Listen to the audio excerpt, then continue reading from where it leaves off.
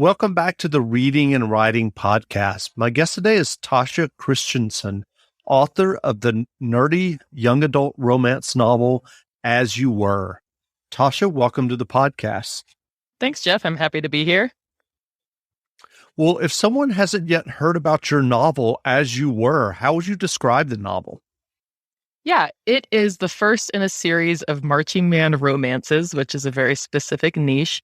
It's a book about a high school drum major who enters a contest where she's competing against her ex-boyfriend for a prize that would save her band program, which is struggling for funds.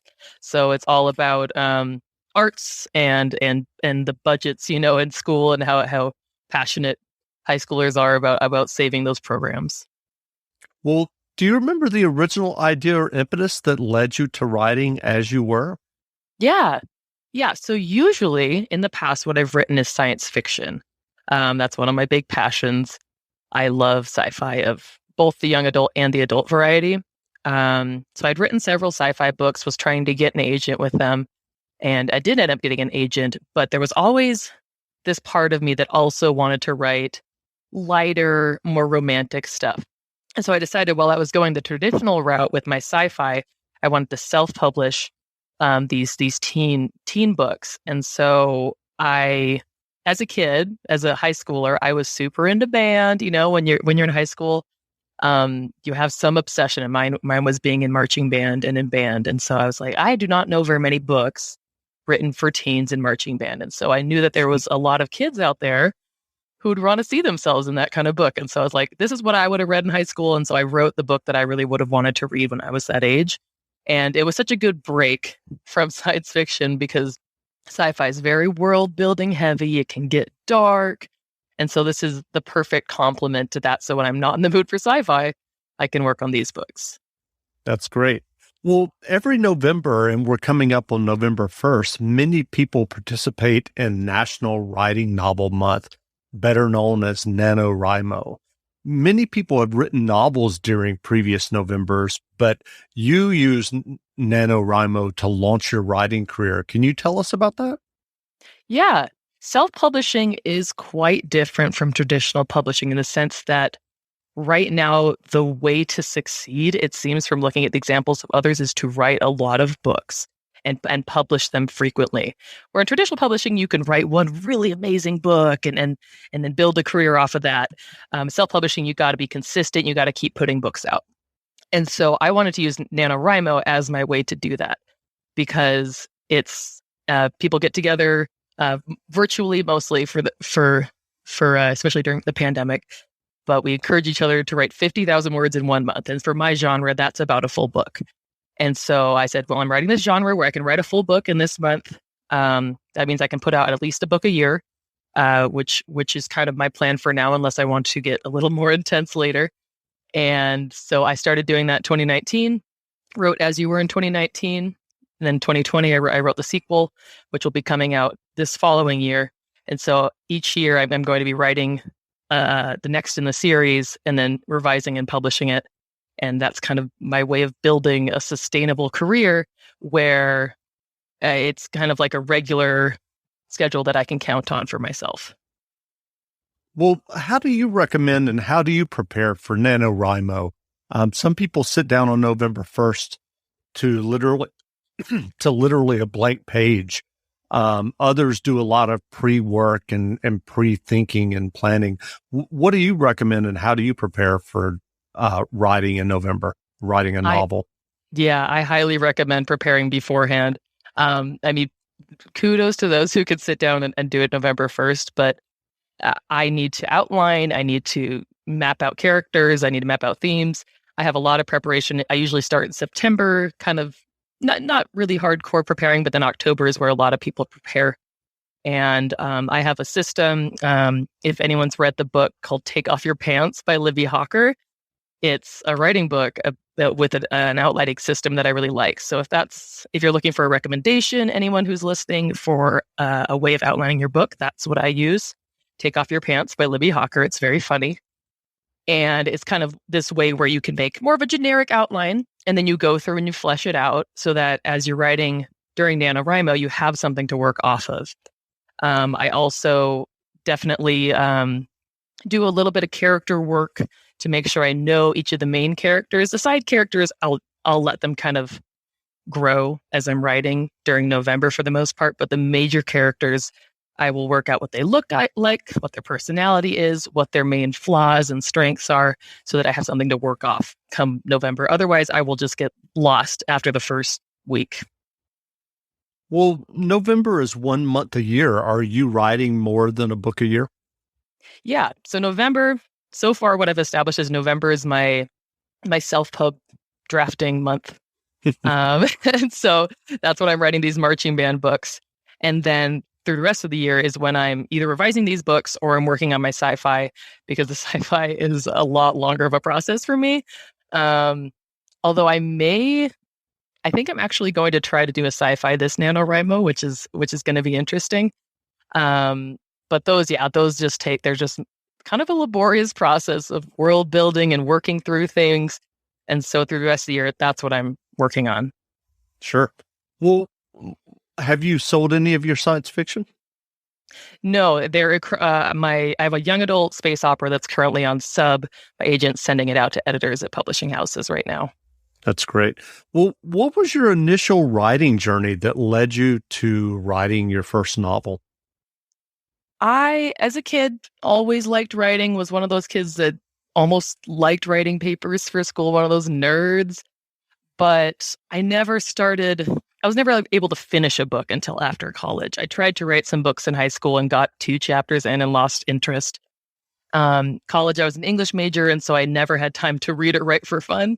And so once I graduated, I said, this is when I'm really going to buckle down and write. Most of that was influenced because in college, I worked for the college radio station, and I was able to interview an author who wrote a book that I really enjoyed as a kid. And I interviewed her, and that propelled me to say, like, I can do this, like she did this, I can do this.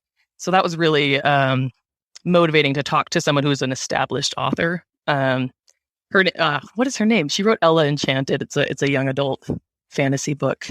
Free shipping in continental U.S. only. See website for subscription offer details. Calling all partners. Losing weight is better together with Nutrisystem's new partner plan. It's so much easier when you do it together. You'll both get new premium meals with up to 30 grams of protein. They're big and filling and taste delicious. New skillet selections that go from pan to plate in minutes. And new restaurant faves that taste like your favorite restaurant meals, portioned at half the calories. Powered by the science of ProSync to help keep your blood sugar steady and you losing weight. Motivate each other, keep each other accountable, and reach your goals with Nutrisystem's partner plan. Just go to Nutrisystem.com/diet right now and get 50% off. You heard me right. Go to Nutrisystem.com/diet right now and get 50% off everything. Don't wait. This special offer will not last long. Just go to Nutrisystem.com/diet right now and get 50% off. Go to Nutrisystem.com/diet. Gail Carson Levine. Yeah, so that was a really cool experience. So I graduated, said, I'm going to make this happen. I'm at least going to finish a book, and then I'll see what I can do from there. And it took me probably 5 years to finish the first book, just this long process, not really knowing what I was doing, stumbling through it.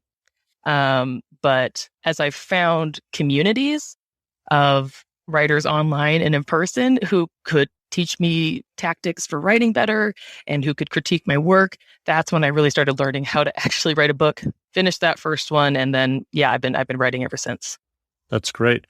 Well, are there ever days when you sit down to write and the words just aren't coming? And if so, Yes. What do you do? Yes, there are. That's pretty common for me.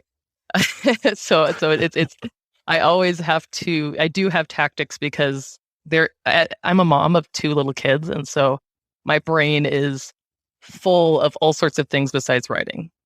And so I have to have a system that will get me into the writing mode that works quickly because I don't have long chunks of time. And so I will, I have playlists for each of my books that will, if I'm driving home from dropping the kids off at school, I can listen to those on the way home that will kind of get me in the writing mode. Sometimes I've tried candles and certain scents that will get me in the mode for writing. one thing that I do sometimes, I'm in the middle of a writing session and it's going well, but I'm about to finish up. I will stop in the middle of something that I'm excited to finish, because the next time I pick back up, that I'll know where I'm going, and that will kind of warm me up to continue along with the next chapter or scene. Another thing that has really helped me, because I think like a lot of authors, I struggle with the middle of the book. That's where I get a little lost and confused. I tell myself, when in doubt, light something on fire, whether that's literally or figuratively. That helps me because sometimes it's good to have something kind of come out of the blue. But the reason I say light it on fire instead of, like I used to say, when in doubt, blow something up, to make something exciting. If something explodes, there's not much you can do about it. You just kind of look at it and you're like, oh, darn, that's a bummer. If something catches on fire, your character has to do something about it. They have to take action, or else everything they've worked for has been destroyed. So that can be literally, if it's an action-packed space opera book, or figuratively, something just in the character's personal relationships lights on fire. And if they don't address it immediately, everything's going to be ruined. And so that helps me when I get in those stuck moments where I don't know what's going to happen next. And sometimes those things don't last into the second draft because they were a little bit too out of the blue. But most of the time I found that they do last because it makes it more exciting. Well, what writing advice would you offer for those who are working on their own stories or novels? Yeah. I love teaching workshops to people who are writing their first novel. That's kind of my passion, is to get people to, write the end on their first book. And so the advice that I would give is, I know there's a lot of beginner writers who their first book is their baby, and it's something they've dreamed about writing and they've worked so hard to prepare. But my advice is, let it be a little bit ugly, at least in this first draft stage, especially as you're a first-time writer. Your goal is to finish that draft and finish a book. So you can say, technically, I have written a book. It's not pretty necessarily because it's a first draft. That's how first drafts are. But you need to get to the end, because that's what will set you apart from other people who don't have the commitment to get to the end. So my advice is, finish your first book. It's a huge motivator. That's when I really knew that I could be a writer. And then everything will go from there. Well, you mentioned in-person writing groups or communities. Can you talk about how those have helped you? Yeah. When I moved to Colorado, which is where I live currently, after my husband and I graduated from college, I just Googled, writing groups in my area. And because I knew I needed that in-person connection, that support of other people who were similar to me. Virtual is nice, but I needed that face-to-face connection. And so I found a group that met at a local bookstore, and, they wrote different kind of genres. There were a couple that wrote sci-fi, a couple that wrote mystery, but the key was that it gave me the motivation each week to have the pages to bring to critique group and get that book out there. So that was a big step in my journey. And, and then I started going to the conferences that this critique group was part of a larger umbrella organization called Rocky Mountain Fiction Writers. And so the conferences were a lot of motivation. And then that kind of went out from there. And now I have this big community of people that live in my area who, some of them are multi-published authors from traditional presses. Some of them haven't finished their first book, but everybody helps each other. And it's been a really important part of my writing career. That's great. Well, what novels have you read recently that you enjoyed? That's a good question. I just finished something nonfiction, but I don't know if that counts. But that's fine too. Nonfiction is fine. Yeah. It was written by David Miscavige's niece, Jenna Miscavige. It was really interesting. So it's, for those who don't know who that is, the leader of Scientology, just kind of a religious cult niece. She left the church and wrote a book, and that was really interesting. For some reason, yeah, cult fiction and nonfiction have been motivating me lately. Maybe it's because it's Halloween time, but I've really enjoyed that. The book by Jenna Miscavige, or her name is Jenna Miscavige Hill now, is called Beyond Belief. And it's a really interesting study in, as a fiction writer, it actually is an interesting study in character development, because she starts as a young girl and then you see as her ideas and her personality changes. So that's been a really interesting read. Great. Well, where can people find you online if they'd like to learn more about you and your novels? Because I cater to teens, I don't really have an active Facebook page, but I have Twitter, Instagram, and TikTok. And my username there is author_Tasha. I also have a website, TashaChristensen.com. That's where you can find links to my book to buy on whatever website you're interested in, whether it's an indie bookshop or Amazon or whatever. And let's see, is there anywhere else that you can find me?